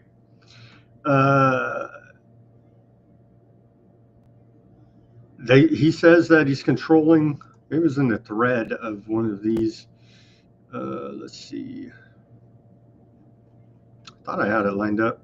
There is one where he says New York tomorrow. Let me find that one quickly. If we don't, he's lobbying to get the United States into the war. And if we don't defend them over there, the same old routine. If we don't find them over there, they're going to be here. But you already told us terror cells are everywhere here. Huh? Yep, that's the narrative out there. Oh, right out of Fox News here, secret Iranian nuclear weapons site revealed. Let me find the clip. I know I had it earlier. I don't know why. I don't know what I did with it. About New York is next. Essentially a threat. Oh, here it is. Here it is from Bibi. He cares about America and New York. He says, look, I understand America first, he adds. I don't understand America dead.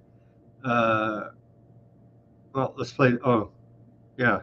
He says, we are protecting the world because today it's Tel Aviv, tomorrow it's New York. So I take that as a threat against New York, but I guess he cares about us keeping us safe. Supreme Leader. Look, we're doing what we need to do. I'm not going to get into the details, but we've targeted their top nuclear scientists. It's basically Hitler's nuclear team. You know, we got them. We still have work to do on other sites. We have targeted their ballistic. Hitler's nuclear team was imported to the United States via Operation Paperclip. Are they working out of New York? Is that what he's implying here? Continuing. Missile manufacturing facilities. Understand this. You see these bombs. You saw a single bomb. It's a 1-ton bomb, John, dropping on Tel Aviv and other places, causing killing men, women, and children. They're deliberately targeting our population. We're not doing that. We're targeting their military sites, their nuclear sites. We were told that evil Hamas is using human shields and hiding underneath hospitals and schools and the like, but it turns out that's where aardvarks are stationing all of their military assets, is underneath schools and hospitals. Funny how this is all sorting out, isn't it? Continuing back to more of the clip here, threats against New York City. Their ballistic missile sites, so they don't have 20,000 of these that no country could survive with. Yeah, they want to continue stringing us along, but you know, there's a limit, because if we don't act now, there won't be a 13th hour. So we have to act. But what I'm saying is that we're not merely protecting ourselves, we're protecting everybody. We're protecting our Arab neighbors, with whom we want to expand the peace, as we did under President Trump's leadership in the Abraham Accords. That will be possible if Iran is defanged. We're also protecting the world. They have ballistic missiles that can now reach deep into Europe and soon could reach the United States. And imagine what this regime that caused death to America every time, that bombed your American embassies, that murdered 241 Marines in Beirut, that killed and injured thousands of American servicemen in Iraq and Afghanistan, that tried to blow up a restaurant in Washington, that burns the American flag. You want these people to have nuclear weapons and the means to deliver them to your cities? Today it's Tel Aviv, tomorrow it's New York. I understand America first. I don't understand America dead. That's what these people want. They chant death to America. So we're doing something that is in the service of mankind, of humanity, and it's a battle of good against evil. America should and does stand with the good. That's what President Trump is doing, and I deeply appreciate his support. See, they're the good guys, you see. He just doesn't understand America dead. I mean, what the hell? Guy's a psychopath, dude. I mean, his whole countenance to that whole thing, like the smirk he gave on his face, he's like, I'm not going to get into the details. And then, like, towards the end, it's almost like he was, like, calculating in his head, how am I going to work it in? And then at the end, he said, tomorrow it's New York. Yeah. Right, yeah. Thanks for the warning. Aardvarks have struck a hospital there in Iran, as they're famously known for striking hospitals, because, of course, everybody knows that Iran stages military assets underneath hospitals as well. That's how they took out the top nuclear scientist. The guy showed up for his regular routine checkup, and they had it, and they like nailed it. Palantir sold him out, gave him the goods, and they did the thing, man. Sorry, collateral damage. It happens. But we took out the nuclear scientist, so yeah, we were not going to do what Hitler did. Yeah, there you go. It's just all. How would you like to be a scientist and like you? I mean, like you're just minding your own business. You're just a science guy, right, or gal, and your country is like, we've tapped you. You're the smartest person here. Come work on whatever XYZ, and then you get killed for doing that. Wow, neat. Science is fun. Today's day 5 of the war. Allegedly, it's being reported IDF killer drones are all over the skies of Tehran. Netanyahu is bragging that aardvarks control Iranian airspace. Iran preps largest strike yet. That's to come. And so that's where we're at here. Yeah, we need to pray for peace. Who would have known? Or pray for aliens, I guess. Who would have known? Maybe aliens and one world government will be needed to save us here. Who would have known that China is the voice of reason out there in the world here now today? China is calling for Well, don't people in China, they refer to the president, they say he's like Winnie the Pooh or something, right? Because he's They so don't soft say and that. They he's don't soft say and that. cuddly and no, they don't do. Okay, I might be No, mistaken. they'll terminate you there in China for saying such things. But Oh, that's wait, that's right. Shoot, I was way wrong. yeah, Beijing advises Chinese citizens to leave Aardvark land. So everybody's trying to evacuate out of there right now.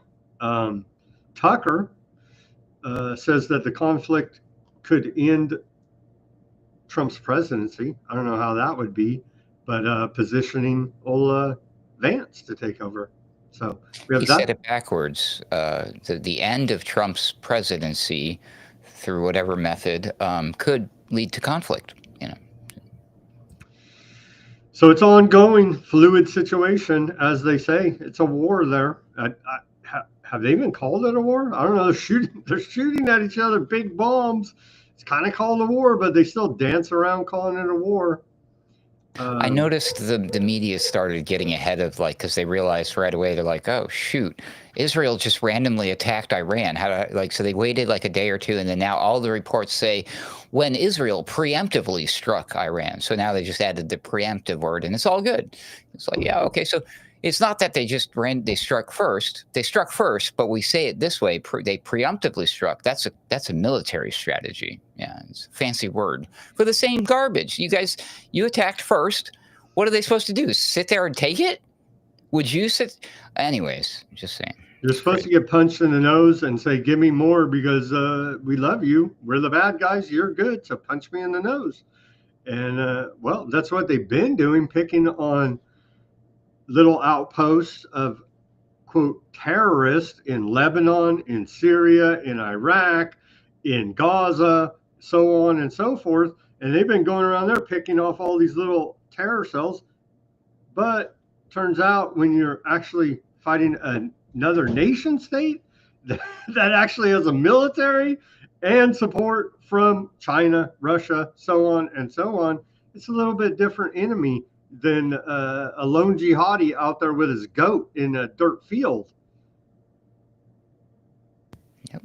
And did BB Psycho Yahoo there say that if they took out the supreme leader, the Ayatollah in Iran? He did. He said it would be over then. Just kill one guy and it's all over. Really? I explain that one to me like I'm 5, BB. Good luck. Well, they're trying to engineer it right now, and we have many U.S. Government, Congress, all these people talking about they want to engineer a regime change there in Iran, which may not be bad for the Iranian people, but that's up to them, and really none of our friggin' business whatsoever. If they want to overthrow their religious fanatical government, go on and do it. Leave us out of it, man. But we have to be sticking our nose in there, provocateuring the entire thing. And so somehow, some way, they think if they can take out Khomeini, then there's going to be a revolution in Iran, and the people of Iran are going to overthrow their government, and then we'll see that much wanted regime change. Is I imagine because they're suffering from that transnational repression. That's the biggest art. Like Iran cut off communication so their people can't report the truth about how much they hate living there. No, their TV stations are being bombed. That's why they can't report about it. I know, it's the same garbage talking point. You hear this with China too a lot usually. Then you talk to people from China and they're like, we don't know why you guys think that about us, to be honest. So Trump cut his G7 trip short, and there's conflicting reports out there. U.S. will not participate in offensive attacks against Iran, according to CBS News. That just broke. But then we saw that Trump report telling everybody evacuate Tehran because something big's going to happen. So again, conflicting reports. We really don't know. And of course, I believe that's part of their strategy to not telegraph everything, but it's really hard to tell what the hell is really going on. We know what's going on, damn it. Trump has received over $200 million from Aardvark Lobby. They own all of Congress. It's all public. It ain't a secret. You know what I mean? Take a look around. We know what is going on here now, don't we? because I have a follow-up question for the president. Where are the people of in Tehran going to go? Is he trying to create more mass migration? Come on to New York, I guess. I guess. Yeah, sure. Here's again. I don't know where. I guess they'll go with their friends in China. Again, here's U.S. military bases in the region, and then of course here's Iran, and so yeah, how dare Iran have a country around all of our military bases? And then here is CENTCOM. Like this is literally the CENTCOM map, and so you got to ask our question: why is U.S. Central Command so concerned about this region? Is that in America's interest? It sure in the hell doesn't feel like it. It feels like it's in the Anglo-American establishment's interest to control the trade route in this region. Thursday show with Peter Duke, we went into great detail about it, and he broke it all down, explaining it. And I do believe that is the case here. And you can simply go look at U.S. CENTCOM. Why the hell are we so concerned about this? Because they're not operating for American interests, America first. They're operating for the international bank cartel interest, i.e. Anglo-American establishment interest here now. It's what they're very forward thinking and they're smart people. I mean, we've all been concerned about the pole shift that's coming soon. They know that that's going to happen. That's why they built their underground bunkers. So what's going to happen is after everything shifts around, America is now right there. That's what America looks like. So see, they're front running. Yep. They're front running the whole thing. Pole shift. A pole shift. That makes 100% sense. Let me just look up Duke report real quick, and I think he actually got his shirt back up there. It was censored for a minute. He was posting. Here it is, right here. And so he's very bold with it, and they don't like him for it. But I do like him for it. Here's Peter Duke, the Duke report, his shirt, and you can see right there, U.S. CENTCOM logo right on top of West Asia, right there. Do we have here's an up close image of what I'm talking about. And he tells me, Peter Duke tells me, this is the real map that I need to get. Excuse me for having this National Geographic fake map behind me. This is the real map that the military commanders and the globalists and whatever you want to call them, the powers that be, use. And so this is the real map. And someday, some way, I'm going to get this map. And that'll be my background. But until then, until we can raise some more funds here at Weaponized News, we're going to stick with the National Geographic map. But as you can see, this goes way back, and it's very long planned. But they know damn well that they need to, that is they, as in the Anglo-American establishment, this guy, Lord Mackinder, part of strategic planning like 100 years ago, 1904 map of the world. And this is what they're actually going by, not the fake National Geographic map behind me, as I was informed. And you can see on this map, it makes a lot of sense to look at the world this way as it actually is, not on the map that's not proportional. And you can see how close Russia and Alaska are right up here. And you can see why this region is so important to controlling the world, because you have the top of Africa there. And then, of course, you have all of West Asia right here. And that's why we're there for the last 100 plus years. They got the central part, right? The U.S. Central Command. Doesn't get much more central than all that now, does it? Weird. Oh, man. It's all right there in our history books. That's the true history, the true story, the true reason why we are there. And it ain't for American interests. Okay.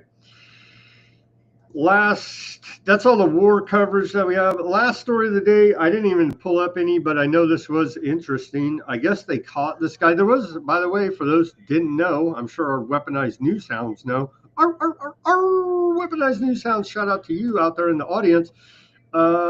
They caught this guy. There was a political assassination over the weekend here in America. The Speaker of the House of the state of Minnesota woman was assassinated. Her and her husband died. and a state senator from Minnesota was also attacked in their home, shot. But the Speaker of the House was a female, male. I guess they're all just whatever, blah, in Pride Month here. But the male senator and his wife were also attacked, but they lived. And so the perpetrator went on the run for about 2.5 days, and now he's been caught here. Now this is the alleged suspect. What do you make of this? This was while people are claiming that the Democratic Party would go assassinate one of their own for voting against party lines, because the two that were attacked here voted to defund illegal immigrant health care, Medicaid for illegal aliens. And so some people are speculating that was the motive behind the attack. What do you make of this madness in Minnesota, Ruckus? It's very sus. It's incredibly sus. Right. So I don't blame the armchair detectives and conspiracy theorists for going all crazy out in left field over this one. They're probably right, but I wasn't there and I don't know. But it is one of these many things that just, wow, man. Yeah, I'm not a conspiracy theorist. I'm a coincidental pattern recognition expert, is what one of my old friends and colleagues used to say. Yeah, you can only watch this stuff for so long and be like, that cannot be a coincidence. There's no way. And look at this guy. Look at this guy. Anyways, I don't know. It's wild, man. This is the manifesto and the list and everything. Like, I was just starting to look into like all of his plans and his hit list. It was like, what the heck? Where do they find these people? They don't. They make them up. They literally just, here, ChatGPT, quick, write me a profile, draw me a picture. The guy's probably not even real. I don't know. Google VO. The whole thing is very, very sketchy, right? Very sketchy. Here's his arrest photo. Of course, that's his mug shot.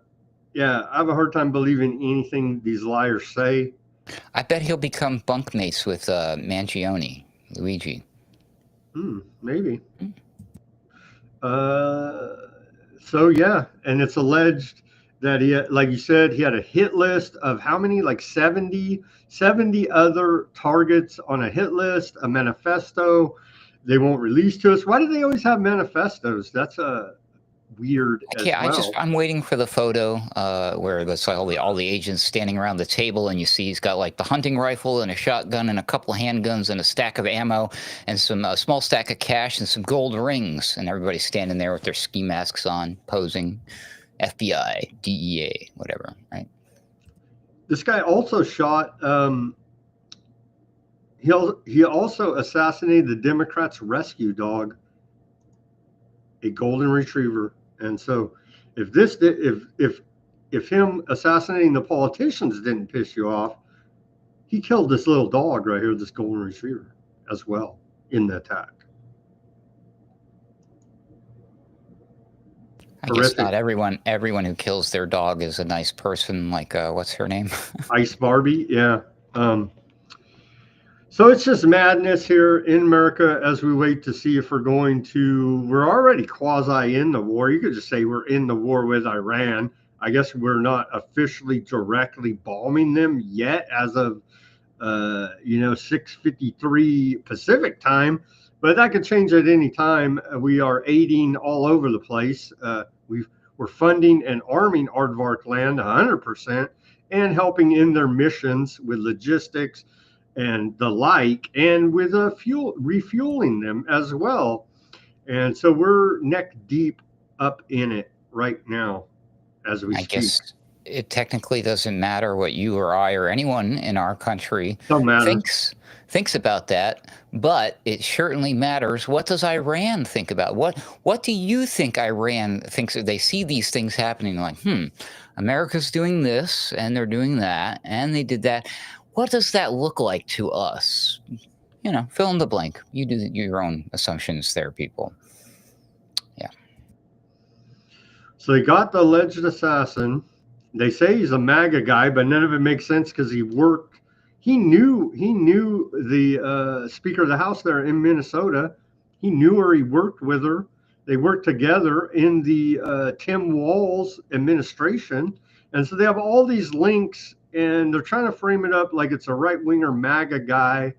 but I'm kind of having a hard time believing that. And there's conflicting video out there of he's preaching. And so another religious fanatic, he's talking about, Jesus is coming back and all this kind of talk. And it's like, wow, another religious fanatic here, this time allegedly a Christian in the videos I saw anyway. It's just insanity, man. Remember, the Bible says thou shalt murder. That's oh, wait, what, no. That's Wait, one no. of the 10th commandments. It says thou shalt not. Oh, that's not murder. Oh, crap. I read that wrong. Yeah, that guy's a little confused about what Christianity means, I guess. He had very suspect. He had a security company. He looks like he was working with intelligence to me, just saying. But all that's going to be swept under the rug. He looks like a spook. Yeah. Right.